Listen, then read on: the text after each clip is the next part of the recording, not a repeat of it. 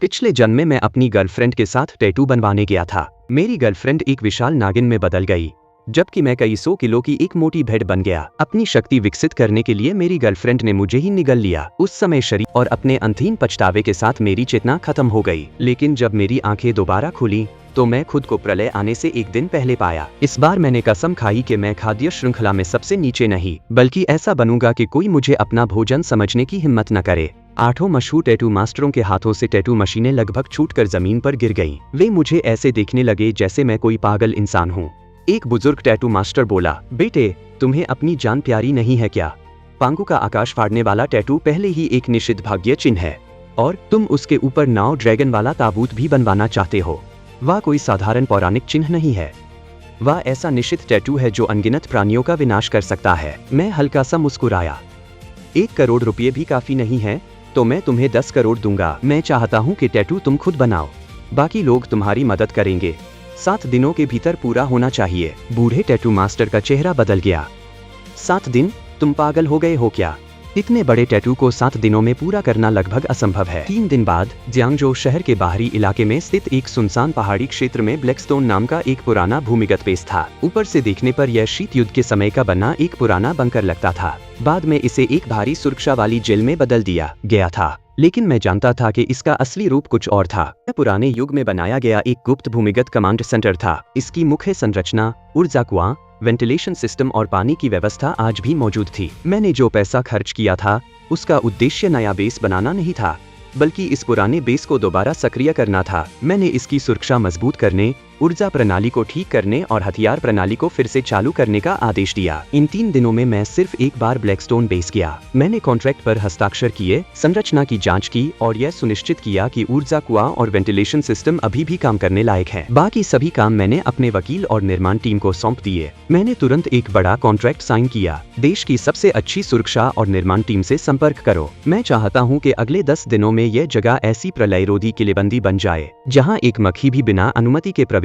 न कर सके। 5 मीटर ऊंची सैन्य स्तर की धातु की दीवारें, विशाल विस्फोट रोधी दरवाजा, अत्याधुनिक पर्यावरणीय पुनर्चक्रण प्रणाली और भूमिगत ऊर्जा केंद्र, सब कुछ ठीक करके दोबारा चालू किया जाए। मैंने एक बड़ी रकम का चेक निकाला। 10 दिनों के अंदर काम पूरा होना चाहिए। पैसा समस्या नहीं है, मैं 3 गुना मजदूरी दूंगा।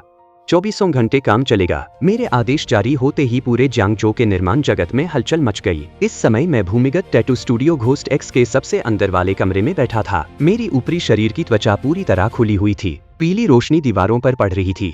दीवारों पर तरह तरह के डरावने और विचित्र टैटू के चित्र लगे हुए थे। हवा में सैनिटाइजर और टैटू इंक की मिलीजुली गंध थी। बूढ़े मास्टर खुद मेरे शरीर पर टैटू बना रहे थे। उनके 3 शिष्य पास में रंग तैयार कर रहे थे, डिजाइन की लाइनें बना रहे थे और मेरी त्वचा साफ कर रहे थे। मेरी पीठ पर बने नो ड्रैगन और ताबूत का पहला काला ड्रैगन लगभग पूरा हो चुका था, लेकिन उसकी आंखों में अभी रंग नहीं भरा गया था। फिर भी उससे एक अजीब दबाव महसूस हो रहा था। शू शियाओदाओ पास बैठा था। उसके बाएं हाथ पर नेजा का टैटू लगभग पूरा हो चुका था। दर्द के कारण वह दांत भींच रहा था। दूसरी ओर जियांग शिनी के कमरे में एक महिला टैटू कलाकार उसके विशेष टैटू की अंतिम बारीकियां पूरी कर रही थी। मेरा फोन लगातार पास में रखा था। स्क्रीन पर वकील, निर्माण टीम और सामान सप्लायरों के संदेश लगातार आ रहे थे। मैं एक तरफ टैटू के दर्द को सह रहा था और दूसरी तरफ फोन से ब्लैकस्टोन बेस का काम नियंत्रित कर रहा था। टैटू और प्रलय का किला, दोनों में से किसी एक को भी देर नहीं होनी चाहिए। सुना है उसने 1 अरब से ज्यादा रुपए खर्च करके अलग अलग सुपरमार्केट से सुअर का मांस और चावल तक खरीद लिया है। शायद वह उसी बंकर में पूरी जिंदगी रहने की तैयारी कर रहा है। लाइव स्ट्रीम के कमेंट सेक्शन में तुरंत बाढ़ आ गई। वाह, अमीर लोगों की मानसिक स्थिति ही अलग होती है। जियांग शिनी तो हमारी आदर्श लड़की है, वह भी उसके साथ उस बंकर में जा रही है। पक्का है किनली का दिमाग खराब हो गया है, इसे सीधे मानसिक अस्पताल भेज देना चाहिए। इंटरनेट पर मेरे खिलाफ तरह तरह के मजाक और गालियां चल रही थी। शू शियाओदाओ गुस्से से कांप रहा था। भैया, उस कमीने शुरुई ने इंटरनेट पर आपके खिलाफ लोगों को भड़का दिया है। मैंने शांत होकर कहा, उसे नजरअंदाज करो। मैंने टैटू की सुई का दर्द सहते हुए स्क्रीन पर शुरुई का घमंडी चेहरा देखा। मेरी आंखें बिल्कुल शांत थी। अभी जितना ऊंचा उड़ना है उड़ने दो, समय आने पर यही लोग सबसे ज्यादा रोएंगे। मैंने शू शियाओदाओ से कहा, हमारे सामान से भरे ट्रकों पर नजर रखो, हमारे प्रलय वाले बेस में कोई गलती नहीं होनी चाहिए। 7 दिन बाद मेरे दोबारा जम लेने के बाद पूरे 7 दिन बीत चुके थे। इन 7 दिनों में मैं लगभग उस भूमिगत कमरे से बाहर नहीं निकला। बूढ़ा टैटू मास्टर अपने 3 शिष्यों के साथ लगातार काम करता रहा। दिन में डिजाइन की लाइनें बनाई जाती, रात में रंग भरे जाते और आधी रात के बाद बारीकियों को ठीक किया जाता। काम जल्दी पूरा करने के लिए मैंने बाजार से विशेष उपचार जेल और बायोमिमेटिक रिपेयर पैच तक मंगवा लिए थे। हर बार जब शरीर के किसी हिस्से का टैटू पूरा होता, तुरंत उस पर उपचार जेल लगाया जाता, वरना इतनी लगातार सुइयों के कारण मेरी त्वचा शायद टिक ही नहीं पाती। 7वें दिन की रात आखिरकार टैटू मशीन की आवाज बंद हो गई। शू शियाओदाओ का नेशा और एरलांग शिन वाला टैटू 2 दिन पहले ही पूरा हो चुका था। जियांग शिनी का विशेष टैटू भी कल पूरा हो गया था और मेरे शरीर पर चारों निश्चित पौराणिक टैटू आखिरकार पूरे हो चुके थे। सीने पर पांगु द्वारा आकाश फाड़ने का चित्र, पीठ पर नो ड्रैगन द्वारा ताबूत खींचने का चित्र, बाएं पैर पर डोंगा वांग ताई, दाएं पैर पर क्यूटियन दाशिंग। बूढ़े मास्टर ने दस्ताने उतारे और मेरे शरीर पर बने विशाल टैटू को देखा। उसने लंबी सांस छोड़ी।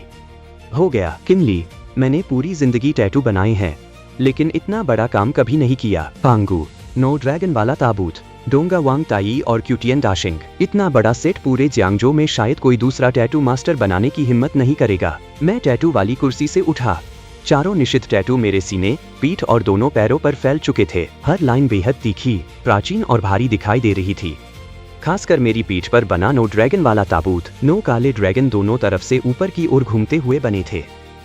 उनके शरीर पर एक एक करके ड्रैगन के शल्क बने थे। नो ड्रैगन की पूंछ बीच में बने एक प्राचीन काले ताबूत को कसकर खींच रही थी। ताबूत के ऊपर रहस्यमयी जंजीरें लिपटी हुई थी। सिर्फ एक टैटू होने के बावजूद उसमें ऐसी दबापूर्ण शक्ति महसूस हो रही थी कि उसे देखकर किसी को भी बेचैनी हो सकती थी। शू शियाओदाओ मेरे चारों ओर घूमकर देखने लगा। उसने अनजाने में लार निगली। भैया, यह बहुत खतरनाक दिख रहा है। अगर मैंने अपनी आंखों से आपको इसे बनवाते हुए नहीं देखा होता तो मुझे लगता कि रात में यह सचमुच हिलने लगेगा। मैंने अपने कपड़े पहन लिए और शरीर के सभी टैटू ढक दिए।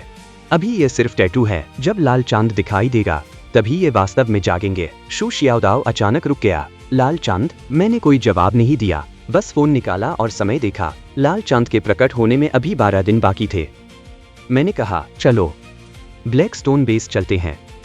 अब हमारे प्रलय वाले किले का निरीक्षण करने का समय आ गया है। 2 घंटे बाद हम जियांगजो शहर के बाहरी पहाड़ी इलाके में स्थित ब्लैकस्टोन भूमिगत बेस पहुंच गए। भूमिगत वेंटिलेशन सिस्टम, ऊर्जा केंद्र और पर्यावरणीय पुनर्चक्रण प्रणाली लगभग पूरी तरह दोबारा सक्रिय हो चुकी थी। इसके बाद के 12 दिनों में मैंने लगभग आराम नहीं किया। दिन में मैं खुद बेस के अंतिम निर्माण कार्यों की निगरानी करता। रात में मैं अपनी पुनर्जन्म से मिली शक्ति का उपयोग करके शरीर के चारों निषिद्ध टैटू से होने वाले दुष्प्रभाव को नियंत्रित करता। एक के बाद एक सामान से भरे ट्रक बेस में आते रहे। चावल, आटा, ताजा मांस, डिब्बाबंद भोजन, पीने का पानी, दवाइयाँ, डीजल, भारी ऑफरोड वाहन, अतिरिक्त जनरेटर, सुरक्षा उपकरण, जो भी जरूरी सामान मुझे मिल सकता था मैंने सब खरीद लिया। बाहर की दुनिया को लगा कि मैं पागल हो गया हूँ, लेकिन केवल मैं जानता था सभ्यता के पास अब बहुत कम समय बचा था। लाल चांद आने से 1 दिन पहले आखिरी सामान से भरा ट्रक भी ब्लैकस्टोन बेस में पहुंच गया। गोदामों में चावल, आटा, पानी, डिब्बाबंद भोजन, ताजा मांस, दवाइयाँ, डीजल, अतिरिक्त जनरेटर और सुरक्षा उपकरण पहाड़ की तरह जमा थे। 3 भूमिगत मंजिलें लगभग पूरी तरह भर चुकी थी। शू शियाओदाओ गोदाम के दरवाजे पर खड़ा होकर हैरानी से सब कुछ देख रहा था। उसकी आंखें फैल गईं। भैया, अभी मैंने आंखें बंद की और खोली और हजारों टन सामान गायब हो गया। यह कहाँ गया? जियांग शिनी की प्रतिक्रिया इतनी तेज नहीं थी, लेकिन उसकी हमेशा शांत रहने वाली आंखों में भी इस समय स्पष्ट आश्चर्य था। वह धीरे धीरे मेरे पास आई। उसकी नजर मेरे दाएं हाथ पर टिक गई। किनली, यह आखिर क्या है? मैं कुछ क्षण चुप रहा। अब उनसे सच छिपाने की जरूरत नहीं थी।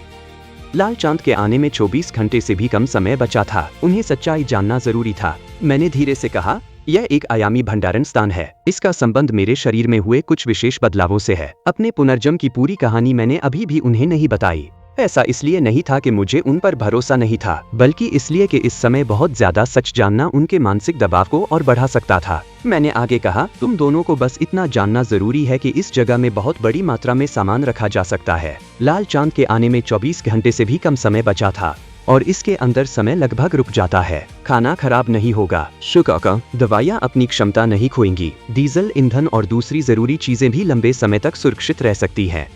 शू शियाओदाओ ने अपना मुंह खोल दिया। तो आपने इतना सारा सामान इसलिए जमा किया